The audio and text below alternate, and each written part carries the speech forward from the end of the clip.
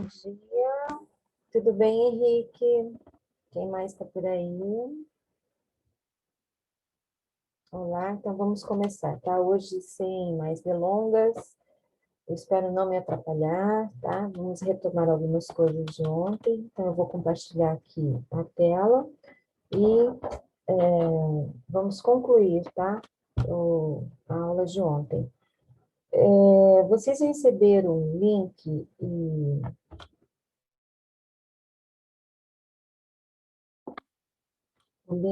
e tiveram a oportunidade de ver os vídeos?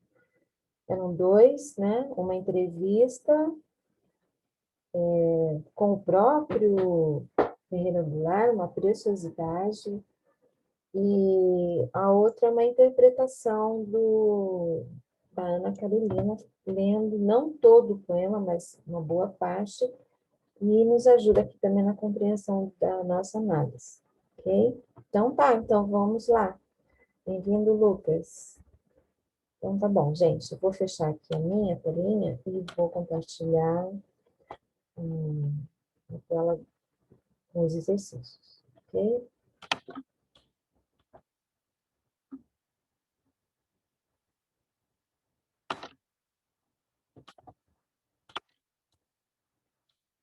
Vamos fechar.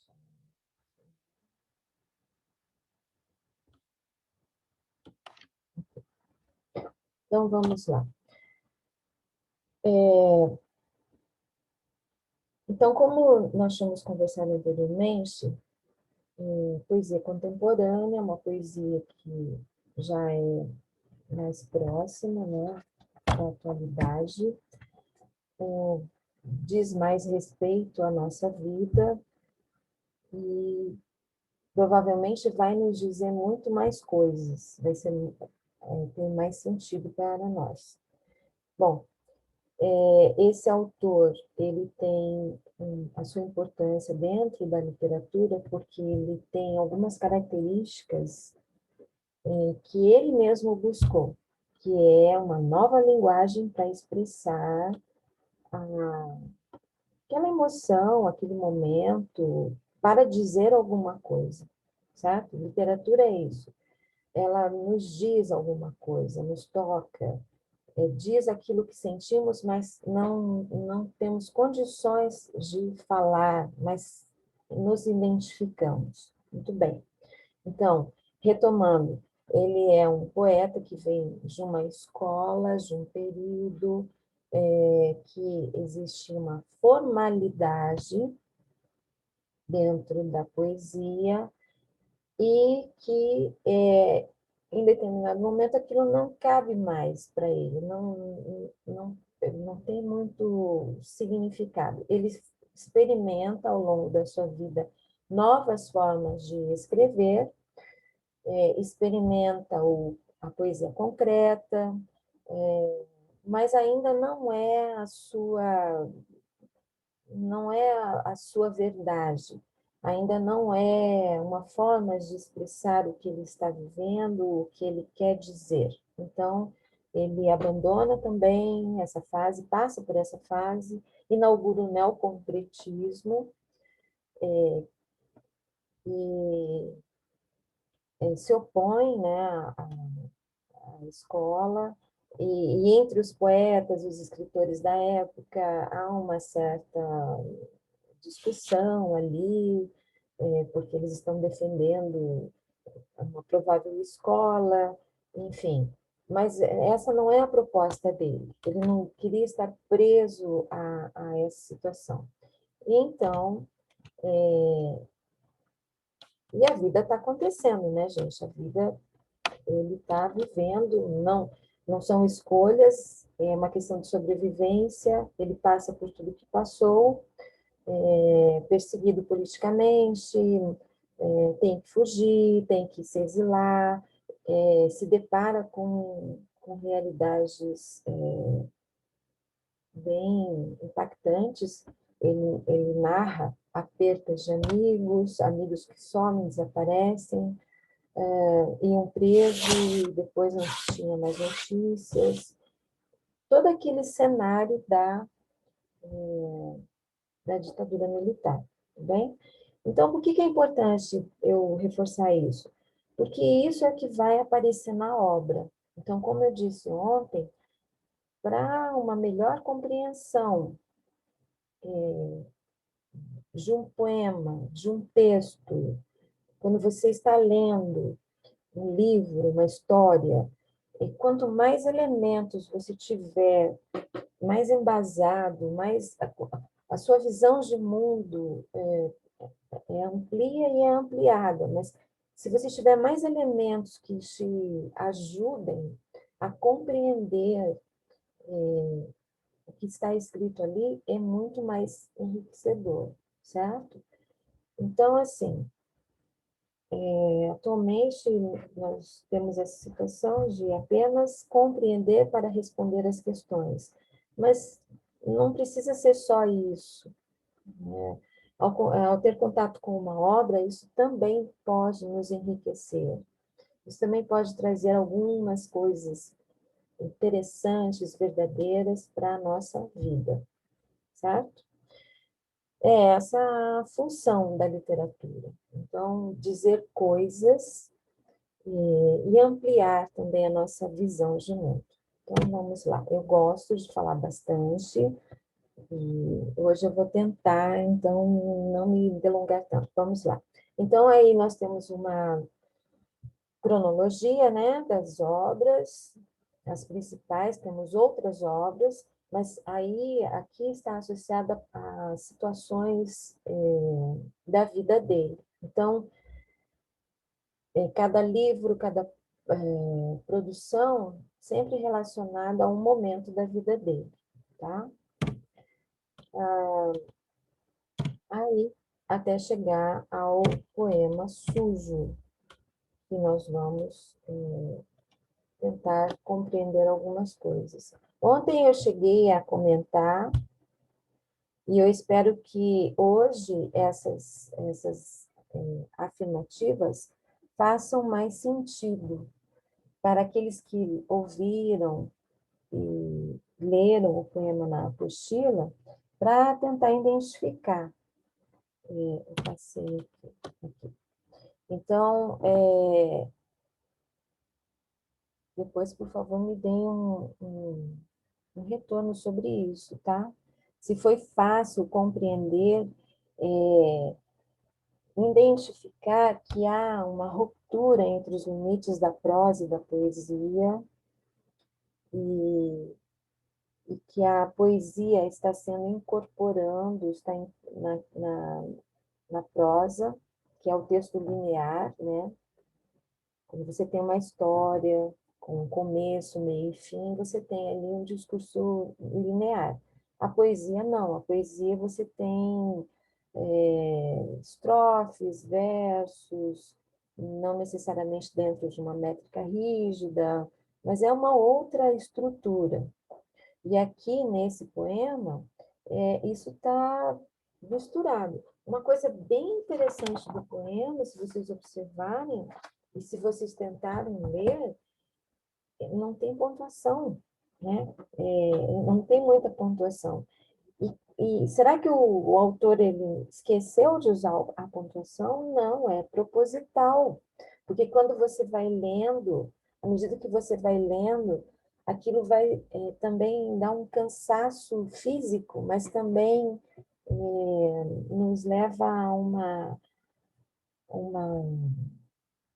angústia, né, pelo cenário, pelo que está acontecendo. Então, é proposital essa elaboração, esse cuidado que o autor tem, porque ele quer trazer nas palavras, né, um sentimento, uma emoção, quer nos impactar com alguma coisa, certo? Temática social, já que a voz do eu lírico atinge a dimensão do coletivo. Então, sim, em todo poema, algumas coisas vão estar muito presentes. Então, ele vai trazer aos nossos olhos, situações que vamos observar as pessoas vivendo, né? E ali tem, sim, alguma coisa muito real. Então, coisas que acontecem com gente de verdade. Linguagem que promove a poetização da fala coloquial. Então, também, né? Então, diálogos e situações sociais, mas de uma forma elaborada, de uma forma poética, embelezada, né? Vai dar um colorido diferente, não é só uma fala, mas é uma fala que nos provoca emoção, que nos provoca uma reflexão também. O poema traz as marcas da sua historicidade, com metáforas referindo-se ao regime de repressão vigente na época da sua elaboração. Todo ele é assim. E na entrevista, ele fala sobre isso. Então, quando ele diz assim, eu não sabia o que ia me acontecer, eu não sabia se eu ia viver, eu tinha medo da morte. Então, escrever o poema era a única coisa que me restava fazer. E ele entrou num estado de, como é que eles chamam? Um estado de êxtase, né? E que durou aí 5 meses, até que ele concluísse o poema. Certo? Então, a única característica que nós não reconhecemos é o predomínio do efeito gráfico. Não existe, embora, né, no papel fique um desenho, mas não é como na poesia concreta. A poesia concreta ela tem como recurso básico isso, formar ali, dar uma dimensão do poema concreto, dar uma, uma, uma puxa, me fugiu a palavra agora. Uma, poxa, vamos passar isso, que depois eu lembro. Certo? Então, dessas todas, a letra C não é, definitivamente não é. Certo? Vamos adiante.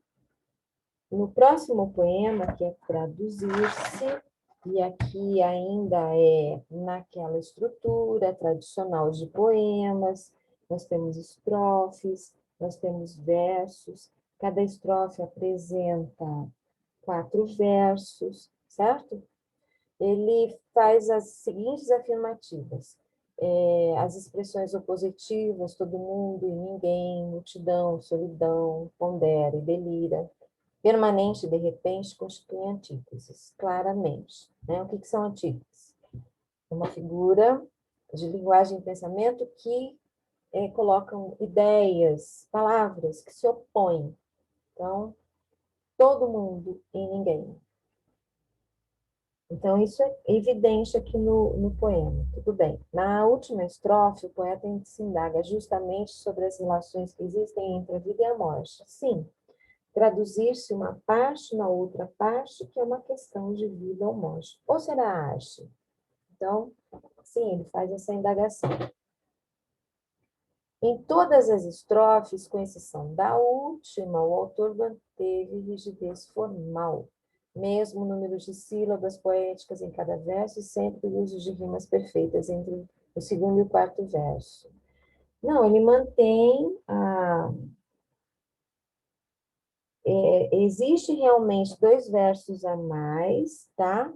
E se fosse uma questão, digamos aqui, de que você tivesse que escolher entre a C e a E, você talvez ficasse em dúvida. Mas qual que é a diferença? Ele afirma que há rimas perfeitas entre o verso, o segundo e o quarto verso. Na verdade, são rimas imperfeitas, tá?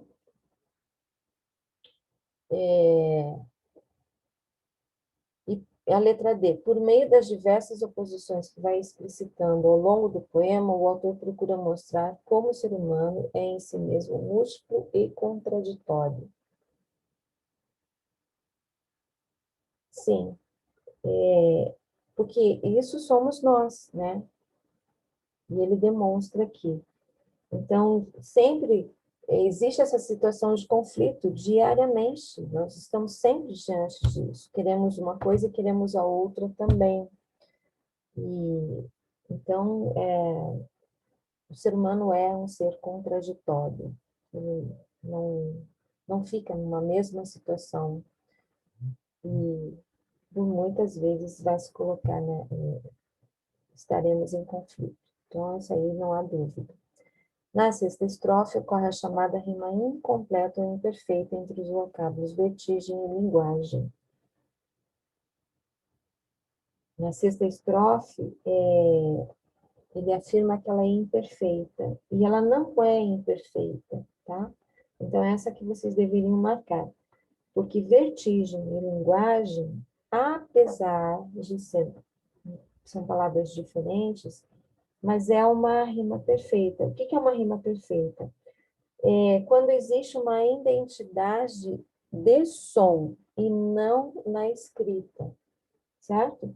Então, eu tenho linguagem, vertigem, ali há uma identidade de som, não necessariamente de letras, mas de som. Então, isso é o que define uma rima perfeita de imperfeita. Então, seria essa a resposta. Seria não, é essa. Agora vamos observar o poema O Açúcar. O açúcar branco, o branco açúcar que adoçará meu café nesta manhã de Ipanema, não foi produzido por mim, nem surgiu dentro do açucareiro por milagre. Vejo-o puro e afável ao paladar, como beijos de moça, água na pele, flor que se dissolve na boca, mas este açúcar não foi feito por mim. Este açúcar veio da mercearia da esquina, e tampouco o fez o Oliveira, dono da mercearia. Este açúcar veio de uma usina de açúcar em Pernambuco, ou no estado do Rio, e tampouco fez o dono da usina. Este açúcar era cana e veio dos canaviais extensos que não nascem por acaso no regaço do vale. Em lugares distantes, onde não há hospital nem escola, homens que não sabem ler e morrem de fome aos 27 anos. Plantaram e colheram a cana que viraria açúcar. Em usinas escuras, homens de vida amarga e dura produziram este açúcar branco e puro, com que adoço meu café esta manhã em Ipanema. Então, olha só que interessante. Nós não chamamos aqui de uma obra engajada, tá? Mas, como o próprio poeta diz, e quando ele é perguntado qual é o seu processo de criação, é uma das perguntas clássicas para os artistas, né? Qual é o processo de criação? Ele fala que ele não senta para fazer um poema. Ele, diferente de um artigo, diferente de uma crônica, não tem lá um momento exato. Ele simplesmente vai fazer alguma coisa e aqui é quase como uma epifania, porque ele está ali, né, adoçando o café, olha para o açúcar e pensa sobre, né? É o que nós fazemos todos os dias. Então, se é que existe uma função aqui, é uma função de reflexão. E ele faz isso de uma forma tão doce, como o açúcar, tão tranquila, tão fácil, e nos leva a pensar, né?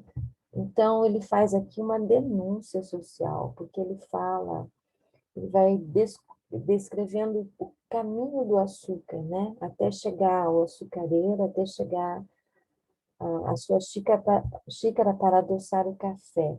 Então, da onde vem esse açúcar? E aí ele se depara com essa situação, com a realidade do homem, né, dos homens, desses jovens, são jovens, 27 anos, que labutam lá nos campos, sob o sol quente, e, e vocês já devem ter visto, né, como é o plantio no canavial, como é esse corte, como é a vida dura dessas pessoas. Então, aqui nós temos, sim, uma denúncia também, né? Uma reflexão, não uma denúncia, mas uma reflexão, e é isso que ele faz. Então, vamos às respostas, as questões. Eu vou lembrar-os que esse poema ele é bastante explorado, tá? É bem recorrente nos concursos, nos exames, por isso que a gente está estudando aqui. A antítese que configura uma imagem de divisão social do trabalho na sociedade brasileira é expressa poeticamente na oposição entre a doçura do branco e... Então, vamos lá.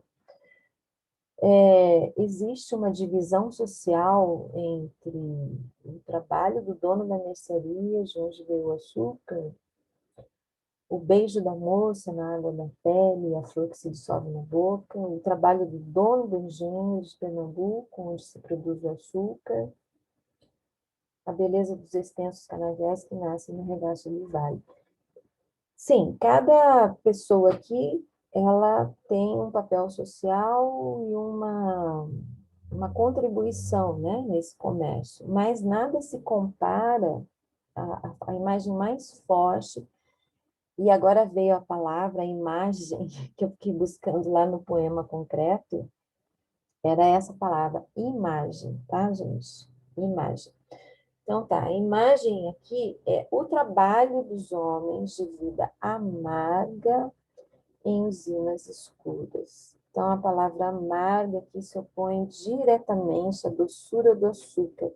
E esse amargor aqui representa toda a dureza da vida do campo, do homem que sai de madrugada, que come, né, o boia fria, que tem uma vida dura lá do campo. Então, essa é a antítese, sem dúvida. Próximo é o próximo poema, Meu Pai. Então, meu pai foi ao Rio se tratar de um câncer que o mataria. Então, ele já nos antecipa aqui, né, que não vai ter salvação. Ele, apesar do tratamento, né, ele perde o pai. Mas perdeu os óculos na viagem.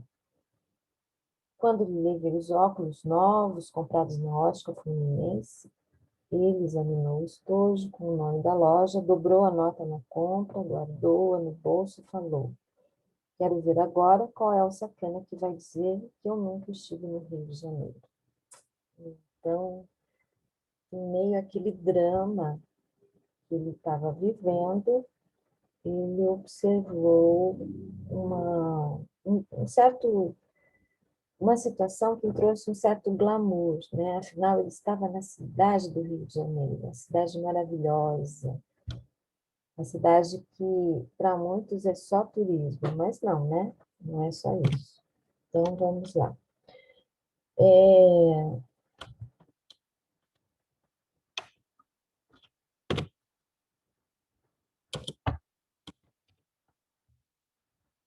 Em meu pai, ele quer que analise a correta, né? Qual é a alternativa correta?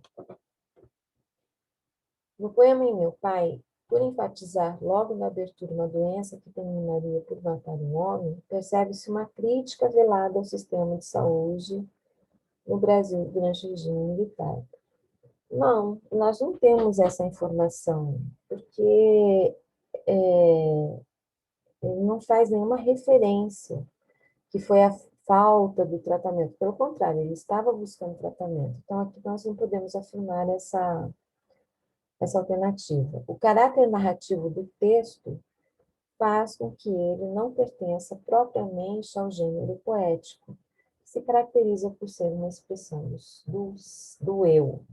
Não corrigir isso, do eu, certo? Você, ao lermos o poema, nós percebemos, sim, uma narrativa, uma sequência, uma narrativa bem encajada, mas isso não tira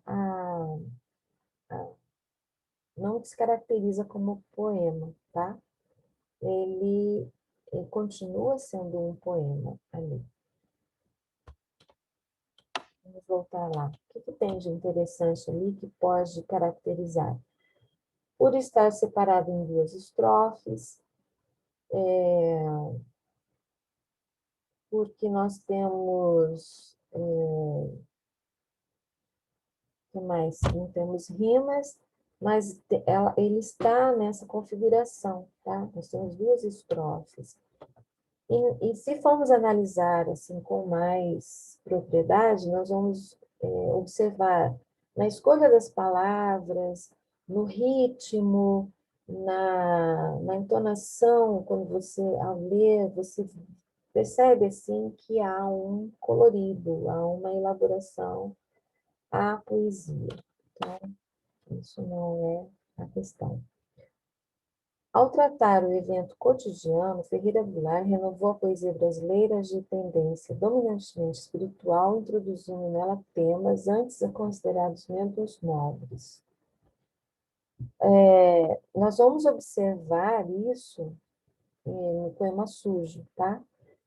Existem expressões, obscenidades, palavras assim que são bem impactantes, mas não é o caso desse poema. Apesar dele estar falando de câncer, né, de uma doença, de um drama, não é esse caso.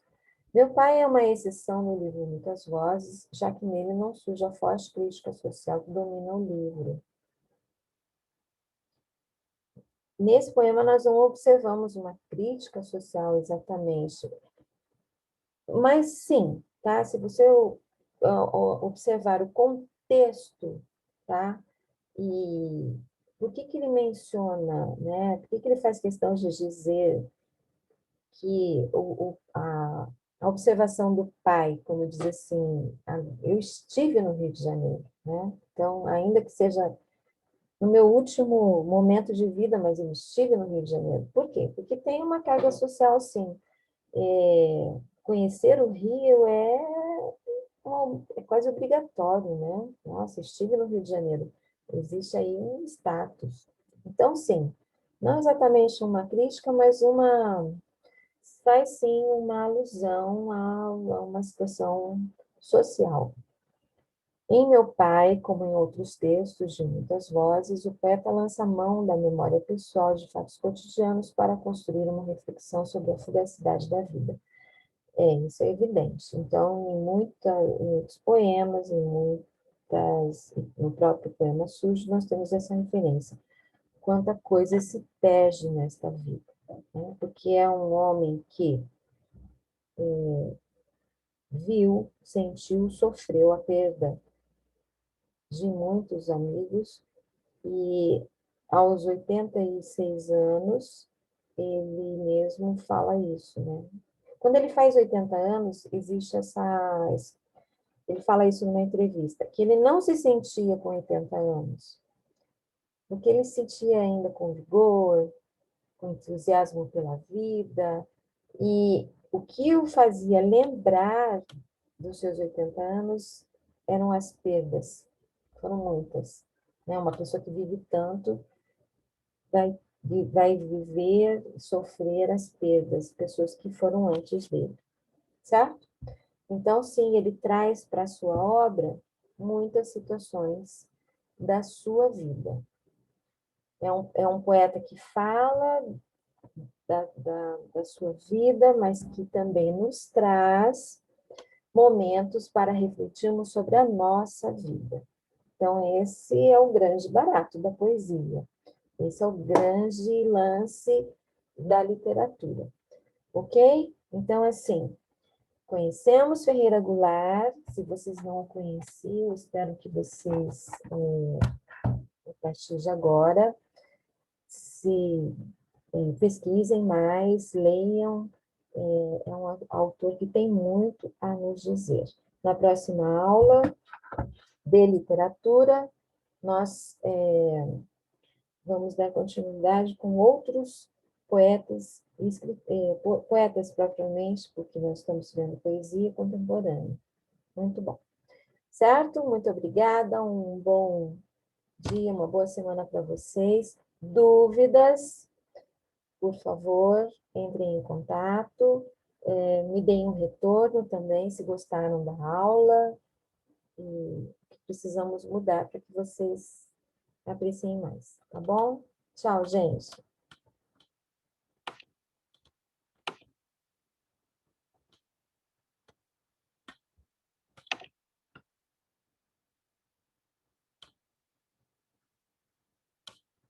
Eu é que agradeço, tá, gente? Eu fico bem feliz.